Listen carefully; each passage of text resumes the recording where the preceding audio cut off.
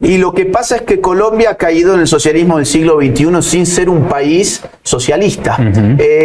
Respiro en el aire incertidumbre respecto de Petro. ¿Va a seguir en el poder?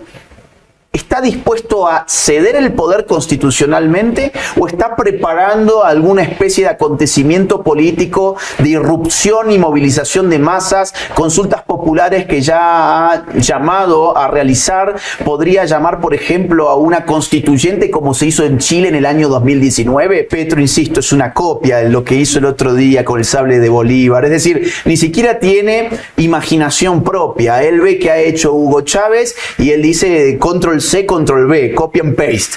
Es decir, y trata de hacer exactamente lo mismo. Entonces, ni siquiera es imaginativo, ni siquiera es auténtico. Entonces, lo que le queda es la política callejera, el caos, la anarquía, sacudir a las masas, la violencia política. Y él tiene de su lado a los violentos. Esto es lo que más preocupa. Él tiene a su lado a los violentos, a las guerrillas, a los grupos de delincuentes, a los narcotraficantes, grupos indigenistas que se pueden poner también muy violentos, la primera línea. Es decir, estamos frente a gente peligrosa. En Argentina, por ejemplo, llegó la noticia de su ex canciller hablando sobre la droga en París.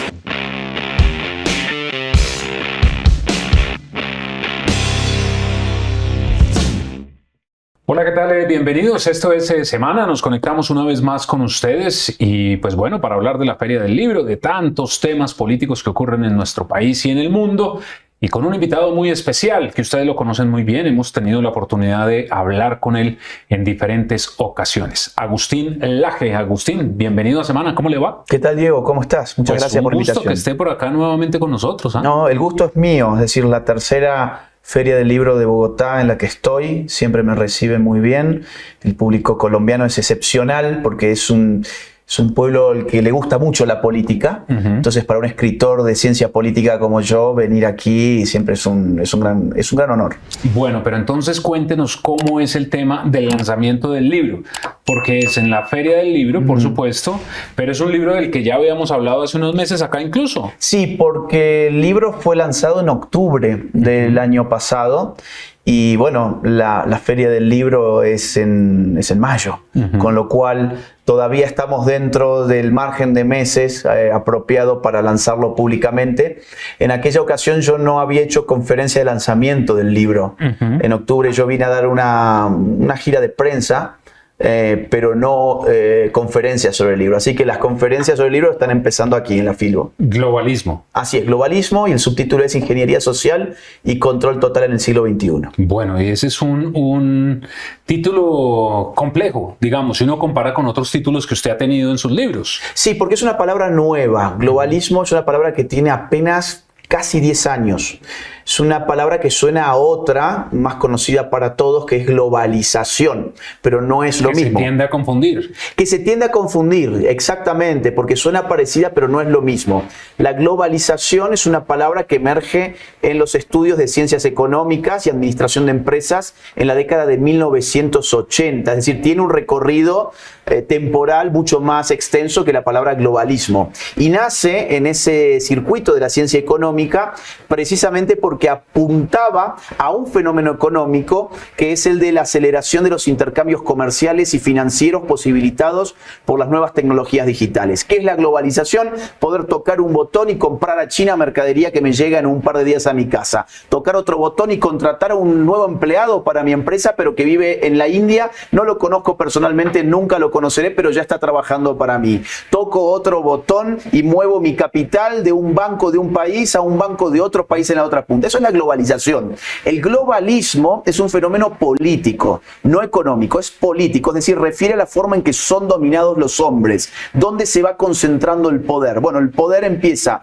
a redistribuirse en favor de organismos supraestatales. Esa es la gran tesis del libro, es decir, el poder político antes encapsulado en el Estado nacional, un Estado soberano, cada vez depende más de lo que se digita como agenda política desde organismos supraestatales, y esto tiene grandes riesgos que son los que planteo y critico en el libro. Pues ya vamos a hablar si ese término del globalismo cómo lo aterrizamos acá en Colombia. Pero Agustín, entonces ya han pasado 6, 7 meses desde que ese libro salió a la venta. ¿Cómo le ha ido? Porque sus libros siempre son un éxito. Bueno, se han vendido más de 50.000 copias ya. Es decir, está dentro de lo que se puede considerar un bestseller internacional. Es una literatura, digamos, de filosofía política, de ciencia política, pensada justamente para mover la crítica social a un tema que no suele estar sobre la mesa. Yo siempre trato de escribir de temas que todavía no están sobre la mesa para anticiparme a los hechos. Te pongo algunos ejemplos. El libro negro de la nueva izquierda, hablaba de ideología de género, aborto, LGBT, feminismo, y ese libro fue escrito en el año 2014, cuando nada de eso se hablaba. Después explotó. El libro La batalla cultural, yo lo publiqué en el año 2022 y lo que ofrecía allí era una estrategia para que la nueva derecha llegara al poder. Bueno, solo un año y medio más tarde, en Argentina logramos que la nueva derecha, con una estrategia de batalla cultural en cabeza de Javier Milei, llegara al poder. Luego vino Generación Idiota. Generación Idiota hablaba sobre el wokeismo, término que todavía no existía en nuestro idioma, o por lo menos no se hablaba en el mundo hispanohablante. Bueno, ahora todo el mundo está hablando contra el wokeismo, que es algo que ya se trató en el libro Generación Idiota. Por eso ahora globalismo, la gente puede estar desconcertada y decir, ¿de qué irá este libro? Todavía no sé de qué va este tema. Bueno, por eso yo escribo para esa gente que siempre quiere estar anticipándose a los hechos, más que describiendo lo que tenemos frente a nuestras narices. Ahora, con algo positivo también es que los jóvenes están leyendo sus libros. Sí. Eso es muy positivo, digamos. Por supuesto, cada país maneja unas cifras diferentes de lectura, pero acá es muy positivo que los jóvenes están leyendo sus libros. Mira, se ha dado un gran giro en lo que tiene que ver con mi público. El primer libro que publiqué fue en el año 2011, se tituló Los mitos setentistas, y las conferencias que yo daba, el 85% del salón tenía por lo menos 60 años, es decir, yo tenía un público muy mayor en edad. Algo pasó, supongo que son las redes sociales, supongo que también es el giro rebelde que ha dado la derecha. Antes la derecha era muy acartonada, le faltaba mística, le faltaba épica, le faltaba rebeldía, en una palabra. Bueno, ahora hoy hay una nueva derecha muy rebelde. En el caso, insisto, hispanoamericano, el ejemplo más claro es el de Javier Milei, aunque podemos también pensar en un ejemplo centroamericano como Nayib Bukele. Podemos pensar en Santiago Abascal en España, que está llegando cada vez más a los jóvenes españoles también. Entonces, si unimos eso con las redes sociales, es bastante comprensible que cada vez un escritor de derecha como yo tenga más público joven. Hoy se calcula que mis lectores, más o menos entre un 70 y un 75%, deben tener menos de 30 años. No, muy bueno que los jóvenes estén leyendo. Agustín, el año pasado usted nos dijo que iba a estar en un centro de pensamiento, iba a dirigir un centro de pensamiento en Argentina. ¿Empezó finalmente? Empezó, se llama Fundación Faro. Estamos formando a los futuros líderes políticos de Argentina, obviamente con una óptica libertaria. Nosotros impulsamos las ideas de Javier Milei en Argentina. Tenemos además muy buenos contactos dentro de la Libertad Avanza, con lo cual recibimos también a gente del partido de Javier Milei y brindamos cursos de formación. Cursos que además los hemos abierto para el público de América Latina en general. Tenemos un montón de alumnos de aquí de Colombia, por ejemplo, ¿sí? Que ya están tomando los cursos. Sí, efectivamente. Por ejemplo, el otro día estuve en Medellín dando una conferencia, y en la parte de la firma de los libros mucha gente me decía, yo estoy tomando los cursos de la Fundación Faro. Así que precisamente se llama Faro con la idea de iluminar un espacio que, si Dios nos ayuda, puede ser incluso más extenso que la mera República Argentina. Así que tenemos como misión también impactar en otros países. Bueno, ¿y cómo está realmente Argentina, Agustín? Porque acá en Colombia, usted conoce bien a los congresistas del Pacto Histórico, las noticias que ponen en redes sociales sobre Argentina son negativas. Pero por eso le pregunto, ¿cuál es la realidad? Bueno, vamos a describirlo con datos, porque una cosa es el relato y otra cosa es el dato. Vamos a los datos. Dato mata relato, decimos por acá. Dato mata relato. Inflación. Javier Milei asume el gobierno con un 25,5% de inflación mensual. Hoy la inflación ronda los 3 puntos mensuales y está decreciendo a toda velocidad. Se espera que muy pronto llegue al 1% mensual. Dijeron que, bueno, Javier Milei podía domar la inflación, pero dado que la había domado por vía de un ajuste fiscal monumental de 15 puntos del PBI, era inevitable tener una recesión. Argentina iba a caer en una recesión infernal que iba a multiplicar la pobreza y el país iba a venir abajo. Lo cierto es que la recesión en Argentina duró solo un puñado de meses. Ahora la Argentina está creciendo entre un 6 y un 7%. Su economía está volando a lo que hasta hace poco llamábamos tasas chinas. Decían, por ejemplo, que el desempleo y que la pobreza se iba a multiplicar. Fíjate qué interesante, cuando Javier Milei asume el poder, la pobreza se ubicaba en torno al 55%. O sea, más de la mitad del país estaba bajo la línea de la pobreza. En la última medición que se hizo con la misma metodología y con los mismos instrumentos estadísticos, la pobreza cayó al 38%. Te lo repito, pasamos del 55% de pobres al 38% en tan solo un año de gobierno de Javier Milei, lo que equivale a prácticamente 8 millones de personas en Argentina que han salido de la pobreza. Luego, te pongo otro dato más muy importante. Decían que Milei, cuando asumiera, iba a ser tal desastre que el dólar se iba a disparar. En ese momento estaba en 1.300 cuando él asume el poder, se iba a disparar supuestamente a 3.000 o hasta 7.000 pesos, decían algunos. Bueno, hoy el dólar en realidad está a 1.100 pesos aproximadamente. Con cepo cambiario fuera, o sea, con un sistema de libertad económica para adquirir dólar americano, y tenemos el dólar totalmente controlado, incluso a la baja, si lo comparamos con el precio que tenía cuando Milei asumió el poder. Con lo cual verás que los indicadores económicos son muy claros. Argentina está creciendo, ha controlado la inflación, ha controlado los problemas cambiarios, y bueno, la gente tiene que votar ahora en octubre y esperamos que convalide todo lo que se ha hecho este año. El tema de los subsidios, ¿qué pasó en Argentina? Bueno, esto es muy interesante. Los subsidios para los sectores empobrecidos, que fueron además, hay que decirlo, empobrecidos por el kirchnerismo y por el socialismo del siglo XXI, nunca dejaron de enviarse.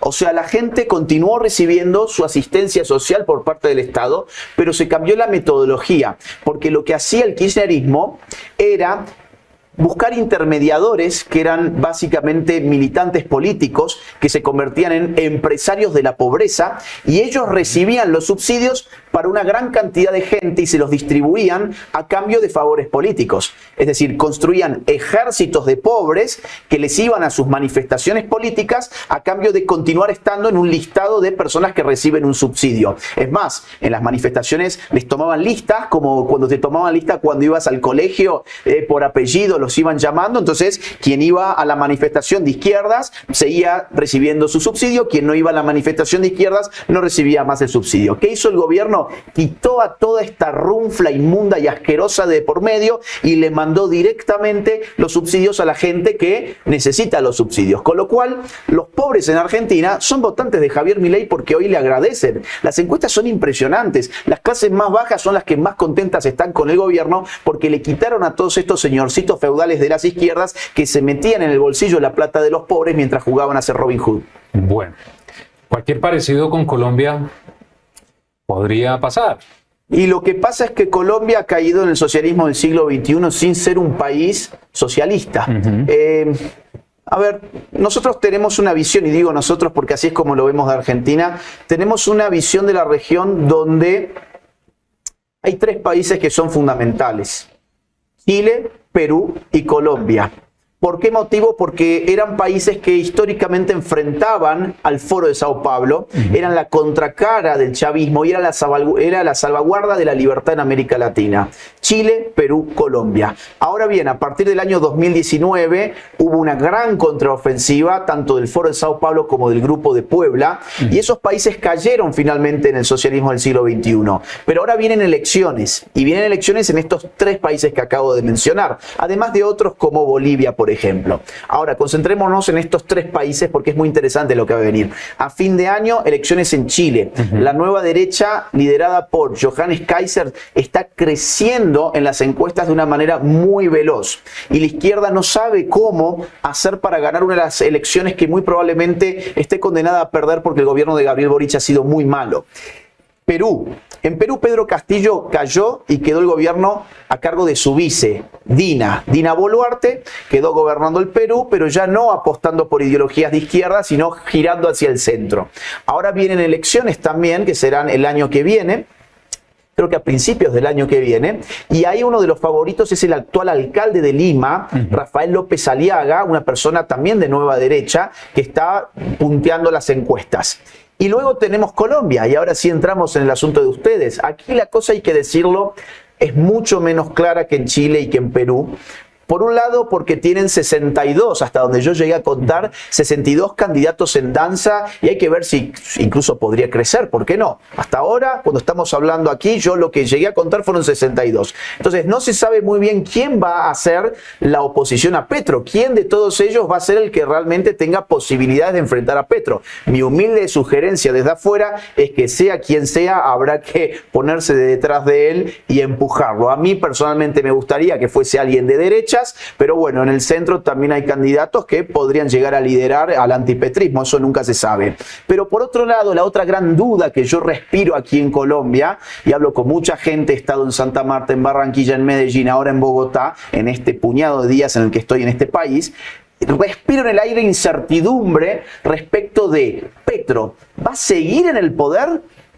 ¿Está dispuesto a ceder el poder constitucionalmente o está preparando alguna especie de acontecimiento político de irrupción y movilización de masas, consultas populares que ya ha llamado a realizar? ¿Podría llamar, por ejemplo, a una constituyente como se hizo en Chile en el año 2019? El socialismo del siglo XXI sabe movilizar a las masas y sabe cómo producir acontecimientos políticos por fuera de las líneas y de las vías constitucionales e institucionales. Y Petro, que es un gran admirador de Hugo Chávez y una copia de mala calidad además de Hugo Chávez, está jugando a mi juicio ese tipo de juego, un juego donde genera incertidumbre y los colombianos no saben realmente si Petro va a continuar o no en el poder, si va a buscar un candidato que le represente, quién será ese candidato, porque además está el gran problema, que es que los grandes caudillos históricamente en todas partes han tenido un gran problema a la hora de elegir un sucesor y Petro no va a dejar de tenerlo. Claro, y si usted mira ahora, Agustín, en todo lo que ha pasado recientemente en Colombia, ya el presidente Petro habla nuevamente de un golpe de Estado, y un golpe de Estado donde está metiendo congresistas de Estados Unidos, empresarios de nuestro país, habla del narcotráfico. Es decir, evidentemente él está hablando a su gente. Exacto. Pero ya meter todos estos asuntos es un poco, podría decirse, un disparate. Otra vez, esto es una retórica muy propia del Foro de Sao Paulo. Chávez fue quien mejor entendió la lógica antiimperialista y la que más jugo le sacó. Petro, insisto, es una copia de lo que hizo el otro día con el sable de Bolívar. Es decir, ni siquiera tiene imaginación propia. Él ve que ha hecho Hugo Chávez y él dice control C, control V, copy and paste. Es decir, y trata de hacer exactamente lo mismo. Entonces, ni siquiera es imaginativo, ni siquiera es auténtico.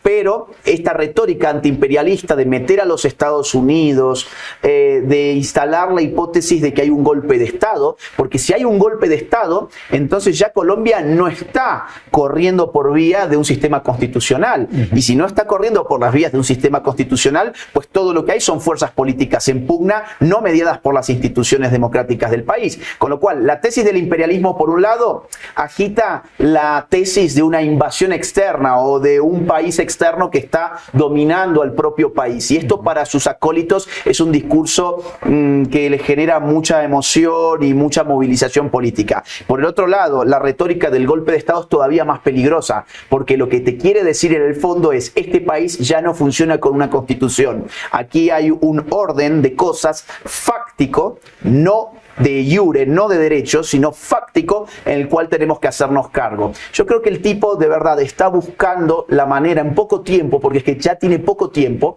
y sabe que en ese poco tiempo él no puede por las vías constitucionales hacer una modificación constitucional, por ejemplo. Él sabe que no lo puede hacer. Entonces lo que le queda es la política callejera, el caos, la anarquía, sacudir a las masas, la violencia política. Y él tiene de su lado a los violentos. Esto es lo que más preocupa. Él tiene a su lado a los violentos, a las guerrillas, a los grupos de delincuentes, a los narcotraficantes, grupos indigenistas que se pueden poner también muy violentos, la primera línea. Es decir, estamos frente a gente peligrosa que tiene en este momento una retórica que no parece, digamos, ir de la mano con la necesidad de una transición limpia y en paz. Porque mire que varios integrantes de grupos criminales y en entrevista aquí en Semana han dicho que no van a hacer la paz con Petro, pero que apoyan al candidato que diga Petro o lo que diga Petro. Eso es peligroso. Es muy peligroso, y es que ellos tampoco pueden decir de manera abierta somos amigos de Gustavo Petro, porque le generaría un problema político a Petro. Yo creo de verdad que, a ver, una de las principales promesas de campaña de Petro era, por ejemplo, acabar con la inseguridad, acabar con las masacres. Y ahora le molesta a Petro cuando la gente habla de inseguridad. Y acabar con el ELN en 3 meses, ¿se acuerdan? Y acabar con el ELN en 3 meses. Y todo eso no solo que no ha desaparecido, sino que se ha fortalecido.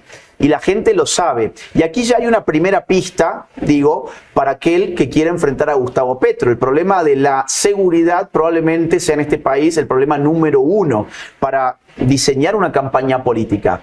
Y el segundo punto es cómo presentamos este tema. Yo espero que la oposición entienda que ya no hay lugar para la corrección política, ya no hay lugar para el buenismo y para las frasecitas hechas, simpáticas, en tono woke.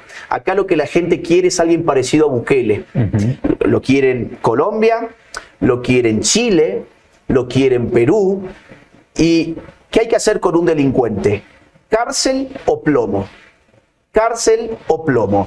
Acá la idea de mandarles ejércitos de psicólogos y de monjitas a convencer al delincuente que no tiene que delinquir, o jugar a la falsa inclusión de que en realidad los delincuentes son víctimas de la sociedad y víctimas del sistema y por eso no habría que criminalizarlos. Toda esta retórica socialistoide que le ha gustado tanto a la nueva izquierda ha generado caos, inseguridad, descontrol, y lo que hoy la gente busca es un Bukele. Basta de la mentira de los derechos humanos, fue toda una coartada para proteger a los delincuentes, basta del buenismo, basta de la corrección política. El candidato que se ponga los pantalones como lo hicieron en El Salvador, creo que puede arrasar contra Petro.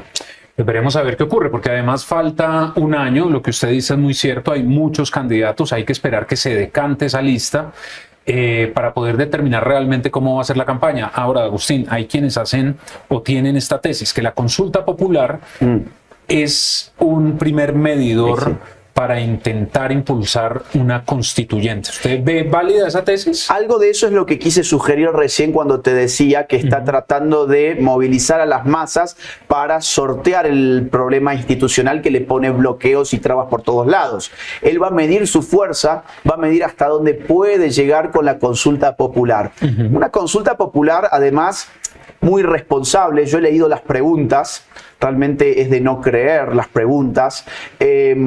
Además, el daño que puede hacer esa reforma laboral a las pequeñas empresas, a las medianas empresas, a aquellos que quieren trabajar en el sector formal de la economía, pero el Estado va a terminar poniendo la vara tan alta que no va a haber empresarios dispuestos a pagar lo que la ley exige o a tener la cantidad de horas que la ley exige, y entonces el sector informal de este país, que ya de por sí es muy alto, aquí hay un 56% de trabajo informal, y el trabajo informal genera un daño a la persona que lo ejerce, pero también a la sociedad que justamente se pierde de la contribución económica en el sistema impositivo de ese tipo de mano de obra o de fuerza laboral. Entonces, el daño que le puede hacer la irresponsabilidad de la demagogia populista de izquierdas a este país es inmensa. Y se lo presentan en forma de preguntas muy simplonas.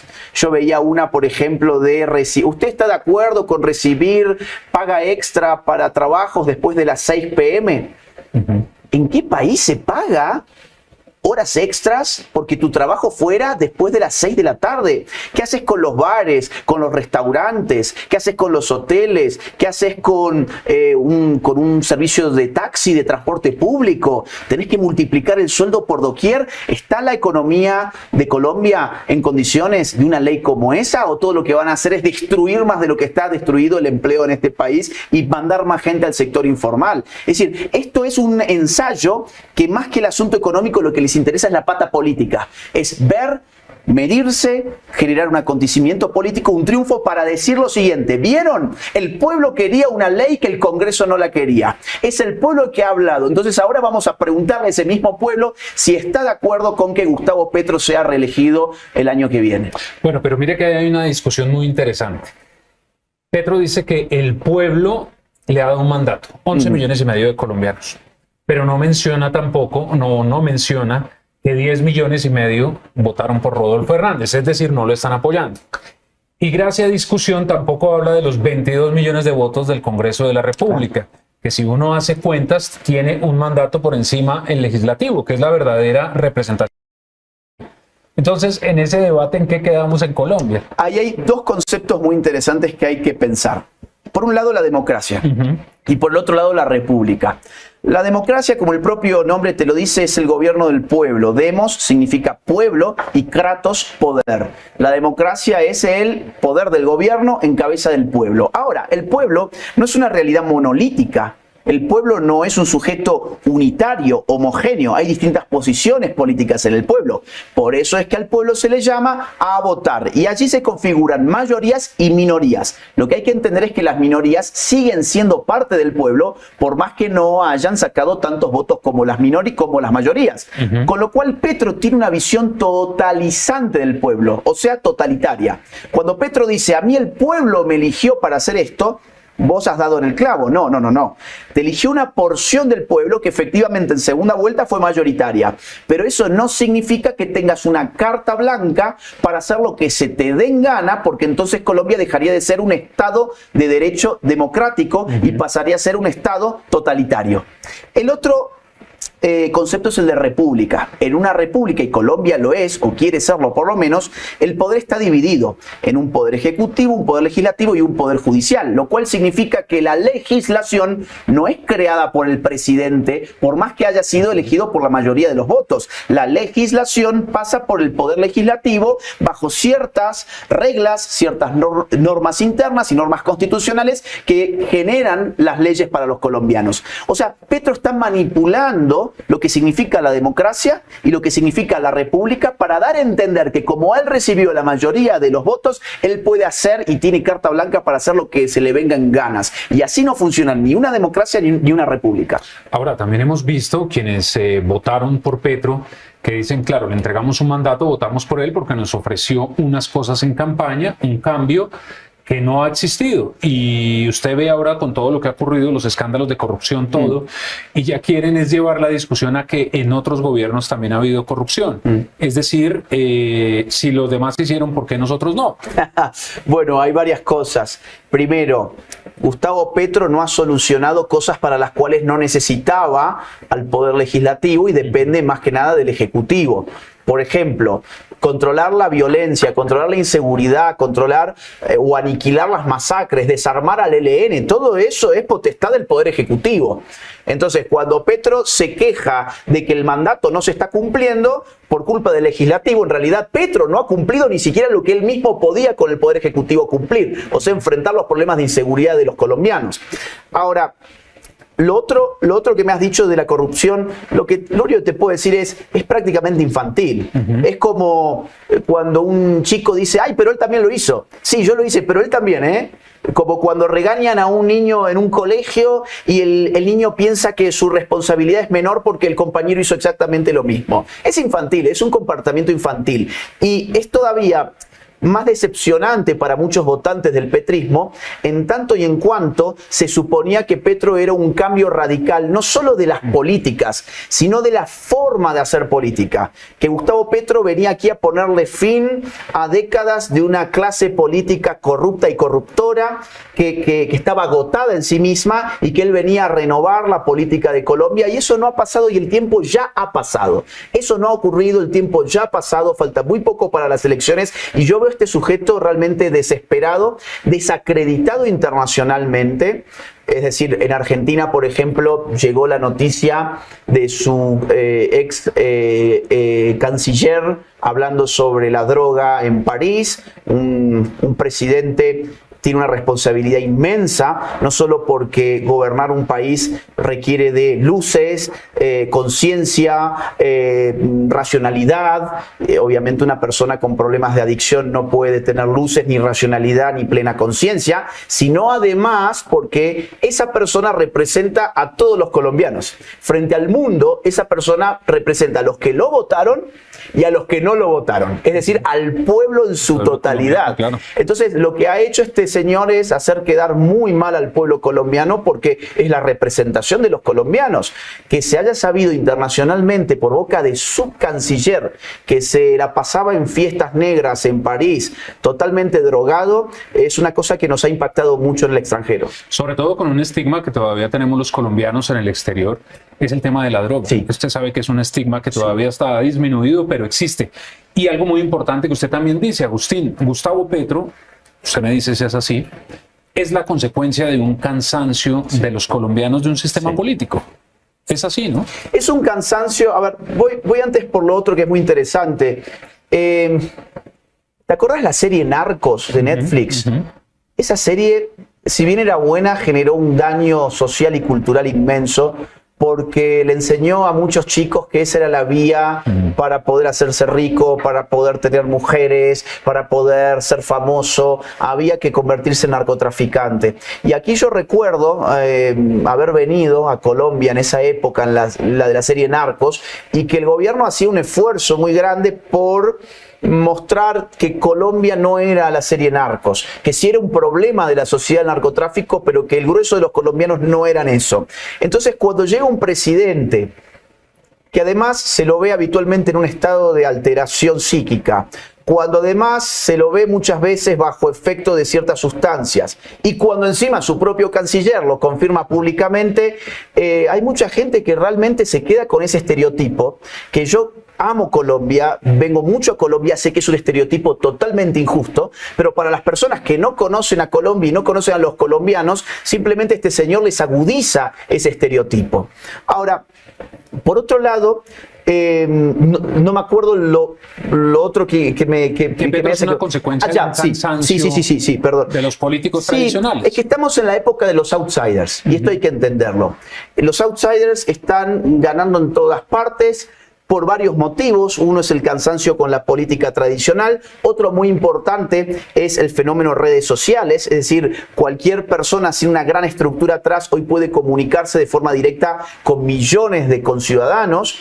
Y el otro asunto es que cada vez a la gente le interesan menos las siglas, le interesan menos las estructuras partidarias y le gusta más la personalidad. Buscan personalidades más que partidos. Entonces, eso es lo que, por ejemplo, pasó en Argentina con Milei, eso es lo que pasó en Estados Unidos con Donald Trump, eso es lo que está pasando ahora, como te decía, con Johannes Kaiser en Chile. Es decir, es el momento del outsider. Y Petro supo jugar como outsider sin ser outsider. Y no es una casualidad que quien llegara a segunda vuelta era otro que sin ser outsider quiso jugar también la retórica del outsider, que fue el señor Hernández. Entonces, en esta ocasión hay que ver qué es lo que pasa, porque hay outsiders que están emergiendo. Bueno, una de hecho es Vicky Dávila. Hay outsiders que están empezando a sumarse a esta contienda electoral y es el momento de los outsiders, por lo menos en otros países. Y el otro asunto de Petro es que fue elegido, como vos bien decías, el agotamiento de una clase política tradicional, pero además él supo impulsar el odio de clases. Él supo manejar el odio de clases. El otro día una legisladora en Medellín me decía que ella no entendía cómo podían haber elegido los colombianos a Petro habiendo tenido una alcaldía tan mala. Él como alcalde de Bogotá fue muy malo. Entonces ella decía, pero ¿cómo puede ser si estaba a la vista que era muy mala la función pública de Petro cuando pasó por Bogotá? ¿Cómo lo eligieron? Y lo que yo le respondí es, a Petro no lo eligieron para hacer un buen gobierno. A Petro hubo mucha gente que lo eligió para vengarse de los que habían estado antes y para vengarse contra un sector de la sociedad que fue demonizado. De las clases medias hacia arriba fueron totalmente demonizadas por la propaganda de izquierdas en este país, y Petro supo manejar un discurso de odio de clases. Por eso la lucha contra el rico, contra el empresario, y en la bolsa del empresario no mete solo al rico, mete a los pequeños y a los empresarios chicos que han sido afectados. Por eso la lucha, por ejemplo, contra lo que él llama el imperialismo en Estados Unidos, todo ese modelo él lo ha sabido, algún estilo chavista, digamos, traducir políticamente muy bien. Pues Agustín, nuevamente gracias por haber estado con nosotros. globalismo es de lo que estamos hablando en este momento, pero como usted va tan rápido, ¿ya está pensando en otro libro? Hoy estaba hablando de eso con un amigo mío del editorial. Sí, estoy pensando en un nuevo libro. No creo que lo pueda escribir al corto plazo porque hoy estamos con urgencias políticas en Argentina, que tenemos elecciones hacia fin de año. Estoy terminando el doctorado en Navarra, con lo cual tengo todavía un año más de tesis doctoral. Globalismo además me está llevando a ir por un montón de países con conferencias, pero apenas en un momento me voy a poner a escribir un nuevo libro. Estoy pensando, te doy una pista nomás, estoy pensando quizás escribir algo de lo que pasa en el mundo de las universidades. Universidades que han estado dominadas ya por mucho tiempo por las izquierdas, y me interesa mucho comprender ese fenómeno. Vamos a ver si finalmente es el tema o no. Vamos a ver si el libro finalmente se escribe o no, pero tengo ganas de volver a escribir, sí. Bueno, pero estamos hablando de año y medio, 2 años. Y sí, por lo menos un año y medio. Pero por lo pronto ahí tienen Globalismo, que además tiene 600 páginas. Le va a dar para divertirse a la gente hasta que llegue el momento de publicar el próximo libro. Pues Agustín, mil gracias por haber estado acá en Semana. Muchos éxitos, siempre los tiene, pero muchas gracias a vos. Continúe cosechando éxitos y nos vemos, conversamos nuevamente acá. Que así sea, ha sido un honor, de verdad, gracias. No quiero que cierres este video sin antes contarte que mi más reciente libro, titulado Generación Idiota, ya se encuentra disponible en las más importantes librerías de toda América y de España también. Además, podés encontrarlo a través de Amazon en el link que te dejo en la descripción de este video. Mi trabajo se financia única y exclusivamente a partir de las donaciones libres y voluntarias de aquellos que valoran mi trabajo. Si quisieras colaborar económicamente conmigo, te invito a hacerlo uniéndote en mi comunidad de Patreon, siguiendo el link que se encuentra en la descripción de este video, o bien uniéndote a la comunidad de YouTube haciendo clic en el botón Unirse. Si no pudieras colaborar económicamente, no te preocupes, hay muchas otras formas de ayudar. Por ejemplo, difundiendo este video, poniéndole like, dejando tu comentario, suscribiéndote a este canal y activando la campanita.